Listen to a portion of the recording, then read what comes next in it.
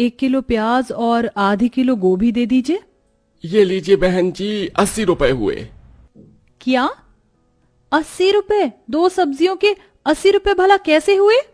अब सरकार ने 2 सब्जियों के दाम इतने बढ़ा दिए हैं तो हम बेचारे क्या करेंगे।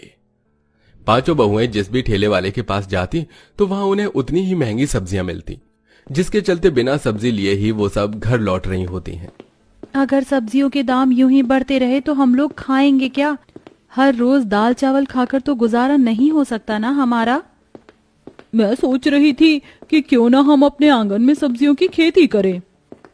दीपा, सब्जियों की खेती का काम इतना भी आसान नहीं होता है, पता है ना उसमें कितना वक्त लगता है।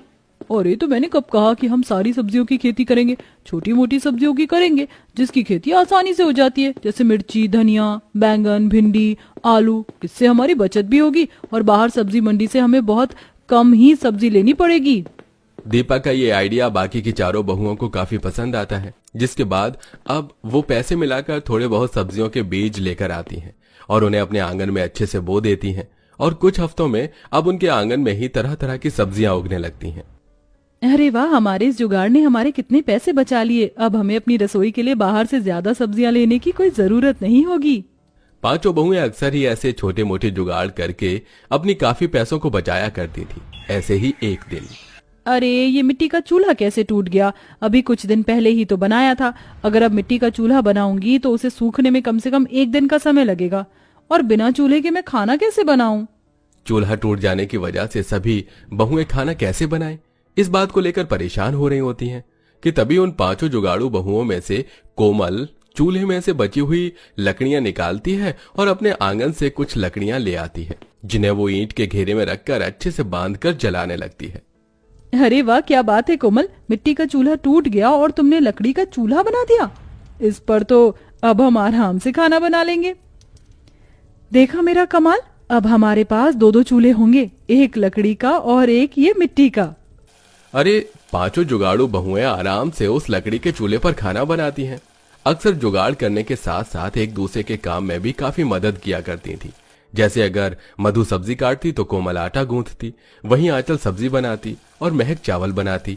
हमेशा इसी तरह मिलकर और जुगाड़ से पांचों बहुएं अपने ज्यादातर कामों को आसान कर लिया करती थी।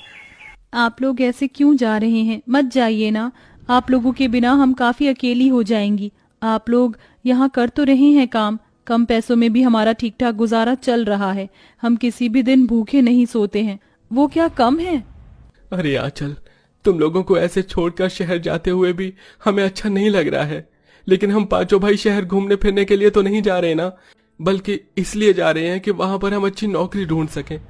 हम लोग तो कम पैसों में भी अपना गुजारा कर लेते हैं, लेकिन अगर कल को हमारे बच्चे होंगे तो उनके भविष्य के लिए तो हमें पैसों का इंतजाम करना ही पड़ेगा ना, ताकि उन्हें हम कभी किसी चीज की कमी महसूस न होने दें।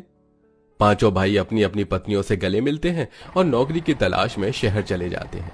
वहीं पांचों जुगाड़ू बहू पहले की तरह रहने लगती हैं। अरे ये क्या यार, ये वाला तवा भी टूट गया, अब हम रोटी कैसे बनाएंगे? चूल्हे पर तो हम कच्ची रोटी नहीं सेक सकते, और अगर तवा लेने के लिए गए तो 300 रुपए से कम का तवा नहीं आएगा। बिना तवे के हम लोग रोटी कैसे खाएंगे?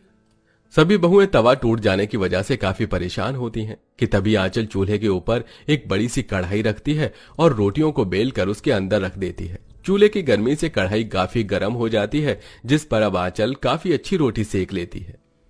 ये देखो, हम लोग बिना तवे के भी रोटी सेक सकते हैं। हाँ आंचल, ये तो हमें पता ही नहीं था। तुमने तो सच में काफी अच्छा जुगाड़ निकाला है रोटी सेकने का। पांचों जुगाड़ू बहुएं आराम से कढ़ाई में एक साथ ही काफी सारी रोटियां सेक लेती हैं, जिससे उनका काफी समय भी बच जाता है और ऐसे ही कुछ वक्त और गुजरता है। मधु हर रोज की तरह चूल्हे पर सब्जी बना रही होती है, लेकिन इस बार गलती से मधु से सब्जी में कुछ ज्यादा ही लाल मिर्च गिर जाती है और वो सब्जी काफी बन जाती है। अरे यार, ये सब्जी तो बहुत ज्यादा तीखी बन चुकी है। इतनी तीखी सब्जी तो हम में से कोई भी नहीं खा पाएगा, और इसे फेंकूंगी तो खाने की बर्बादी भी होगी। मधु, तुम्हें इसे फेंकने की कोई जरूरत नहीं है, मेरे पास एक तरकीब है। महक पास वाले दुकान पर जाती है और 10 रुपए का दही खरीद कर ले आती है और सारे दही को मधु की बनाई हुई सब्जी में डाल देती है। अरे महक, ये क्या किया तुमने? दही सब्जी में क्यों डाल दी? इससे तो अब सब्जी खराब हो जाएगी। अरे पगली, इससे सब्जी खराब नहीं होगी, बल्कि सब्जी में जो भी एक्स्ट्रा तीखापन है वो पूरा का पूरा खत्म हो जाएगा। सब्जी में दही डालने के बाद महक थोड़ी देर सब्जी को चूल्हे पर पकाती है, जिसके बाद अब मधु जैसी उस सब्जी को चखती है तो उसमें बिल्कुल भी तीखापन नहीं होता। अरे वाह महक, मुझे तो लगा था कि आज तो मुझे सबसे डांट पड़ेगी काफी, लेकिन तुमने तो मुझे डांट से बचा लिया और सब्जी की बर्बादी भी नहीं होने दी। ऐसे ही समय गुजरता रहता है और पांचों बहुएं यूं ही छोटे मोटे रसोई के जुगाड़ करने लगती हैं। ऐसे ही एक दिन, अरे यार, इन 2 प्लेट में अब मुझसे नहीं होता कि मैं तुम चारों के साथ खाना खा सकूं। और नहीं तो क्या, मुझे भी अब एक छोटी सी प्लेट में तुम सबके साथ खाना खाने में काफी दिक्कत आती है। पैसों की कमी के चलते पांचों बहुएं खाना खाने के लिए बाहर से प्लेट भी नहीं ला पा रही थी। घर में रखी 2 छोटी छोटी प्लेटों में ही अक्सर उन पांचों को एक साथ खाना खाना पड़ता था, जिससे उन्हें खाना खाने में काफी दिक्कत होती थी। ऐसे ही एक दिन मधु छोटी प्लेट में एक साथ खाना खाने की वजह से परेशान हो जाती है और उठकर आंगन में आकर बैठ जाती है।